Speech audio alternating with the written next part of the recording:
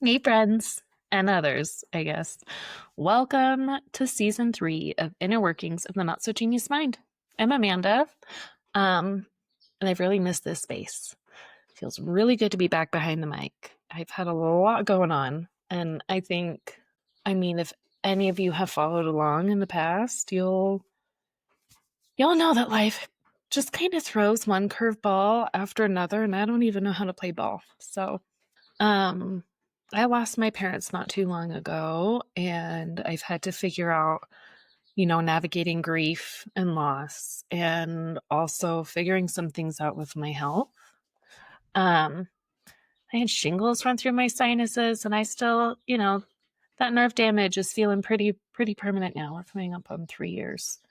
And when you're grieving and you lose both your parents, there's this whole rebuilding thing that happens. You lose your identity. You don't have your safe space anymore. And it's really messy. Totally not linear at all. So, I want to talk about the mess this season. And I just want to be real because I know I'm not the only one that's going through hell. Life is messy. Metamorphosis is messy. I think I'm still pupating right now. I'm not a butterfly yet, but pretty sure none of that made any sense. Anyway, so I had AI. I know, AI. Don't judge me. But I threw in not so genius mind in quotation marks and asked what it meant because, I asked what inner workings of the not so genius mind in quotation marks meant because I talk about not so genius and I'm kind of smart, but not really, that kind of thing. I've tried to explain it to people so many times, and then this just did it perfectly. Stupid AI. So I'm going to read what it says. The phrase inner workings of the not so genius mind invites exploration into the complexities and nuances of the average human mind, often overlooked in favor of studying prodigious intellects. See, that was good right there. Good example. While not everyone possesses genius level abilities, every mind operates. We're going to start this over. The phrase inner workings of the not so genius mind invites exploration into the complexities and nuances of the average human mind, often overlooked in favor of studying smart people, intellects. While not everyone possesses genius level abilities, every mind operates with its own unique blend of creativity, reasoning, and emotion. The so-called not so genius mind, that's me, is characterized by its adaptability and resilience, leveraging practical intelligence and problem-solving skills in everyday situations. It thrives on social interactions, empathy, and the ability to learn from experiences which are critical for personal growth and success. This perspective encourages appreciation for diverse cognitive abilities and the understanding that intelligence manifests in a myriad of ways beyond conventional measures like IQ. Recognizing the value in all forms of thinking fosters a more inclusive view of intelligence, acknowledging that brilliance can be found in the ordinary and that every mind has the potential to contribute significantly to the world. I have been trying to explain this forever, and I don't know if it's no, this was even before I was teaching. This was even before I moved to Florida, because a million years ago I started a blog. Please don't go look for it. I think I deleted it. It was awful. But it all stemmed from this idea, and it was before I even moved to Florida. I was living in the avenues downtown. For a really long time, even back then, I had been trying to run from pain and overachieve and stay busy so that I didn't feel it, right? And I know I'm not the only one. that does this because I talk to people all the time. And that overproductive, super, super busy, that drive to accomplish and go above and beyond, it stressed my whole body out. It was awful. Grief doesn't let you hide, especially when you have kids, when you have a life that keeps moving. It strips away everything. And, lots and lots of therapy has had me help dive right into those shadows and figure out who I am all over again. And in this totally raw, imperfect process that I'm going through, it's different for everybody. I've really begun to find my voice again. And it's kind of nice. That's where this podcast came from. So this whole thing is just kind of born from the chaos of life and learning how to embrace it one moment at a time, and a lot of that has been, actually, I've been working at the farm.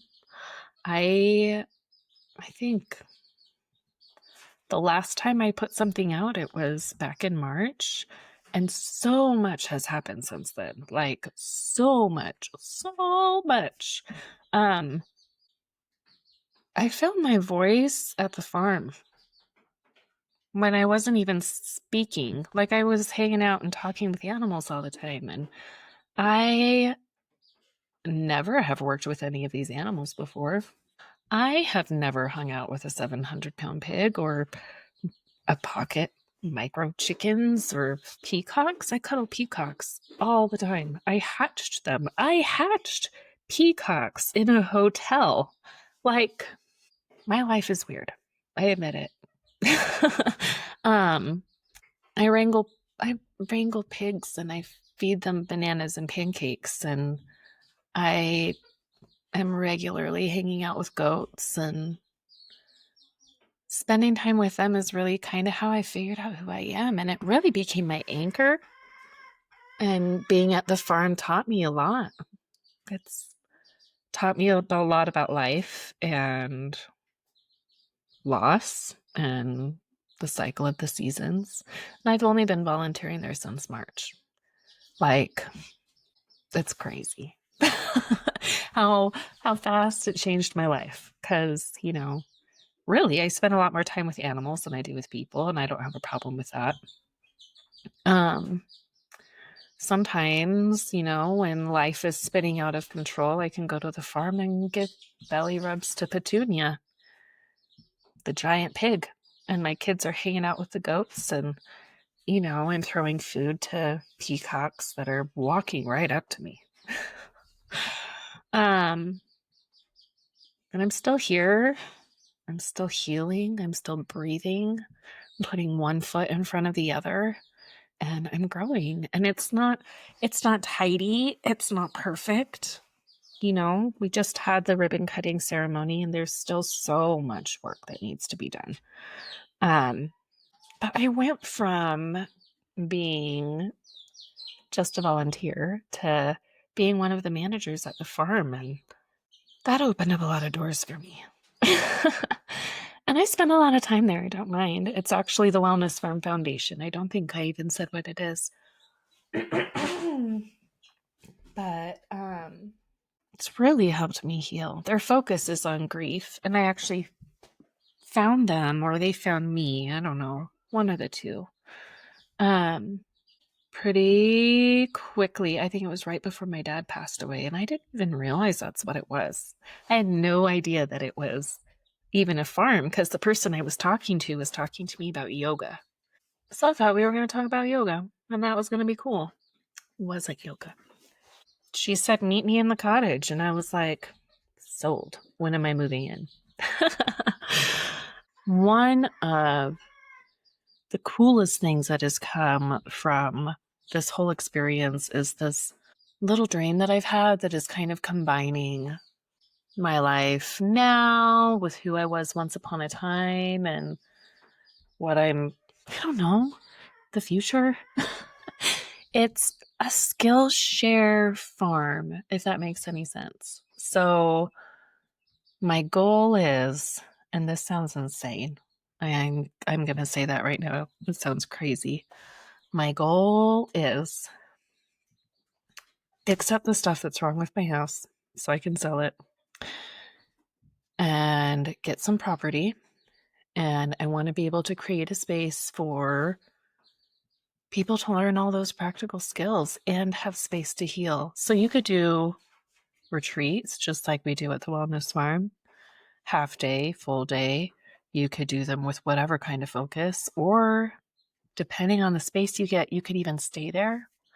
You could do business meetings, you could do healing retreats, you could do drum circles, you could do healing circles, you could do classes on sourdough or baking or cooking or canning or tending to the trees, or there's so many ideas.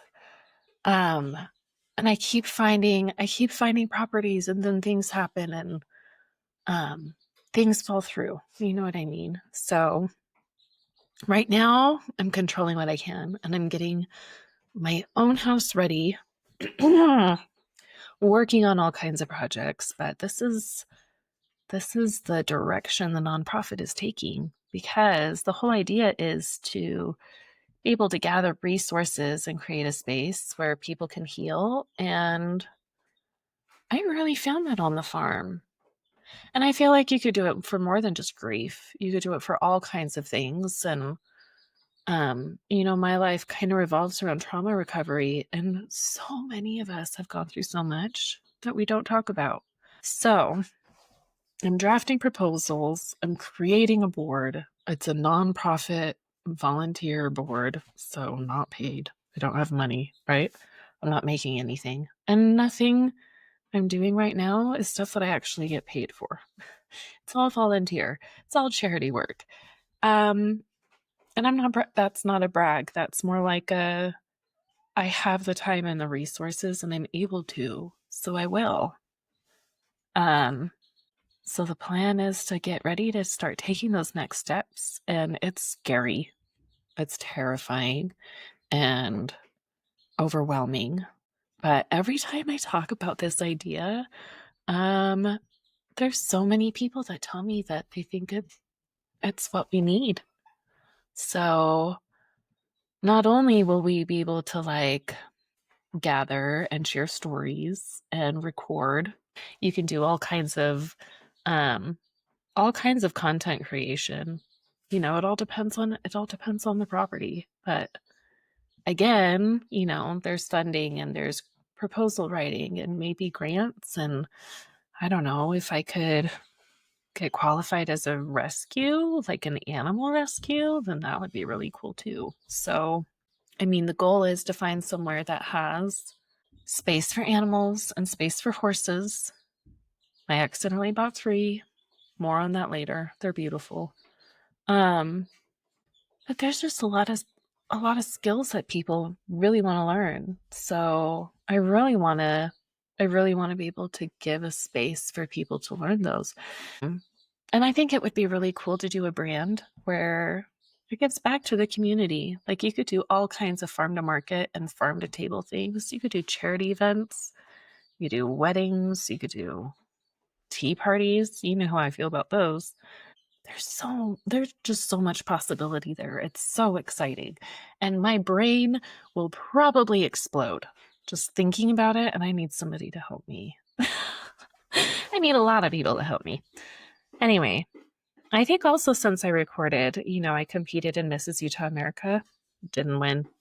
I competed in the United States of America pageant, USOA. I was Mrs. Utah for that one. Didn't win. And then I was also Mrs. Oregon for Continental Worldwide. And now I'm back at it, doing Utah America again, which, back to being Mrs. Daybreak, kind of feels more like, here it is. Oh, wait, hold on. Try again. Doop, ba-doop. Guess who's back? Sorry, Eminem. Anyway, it just kind of feels like home. That's where I started. And it's like this weird combination. This last summer, I had to embrace where I am now in Daybreak and who I am and everything I've been through, battle all those demons and fight all those shadows. And then I was Mrs. Utah, which represented, something a little bit bigger on a national level. Met a lot of really incredible people, not just women. Like it's opened up my network a lot. So if any of you from USOA are listening to this or watching this, I love you so much. Really, really, really. And then Continental Worldwide, I was Mrs. Oregon, and that I had to go face my origin story, figure out what all of that really meant to me. Like, what did it mean to represent my home state of Oregon and all those parts of myself. And then there were some Miss MISS Utah preliminaries that I was able to help out with.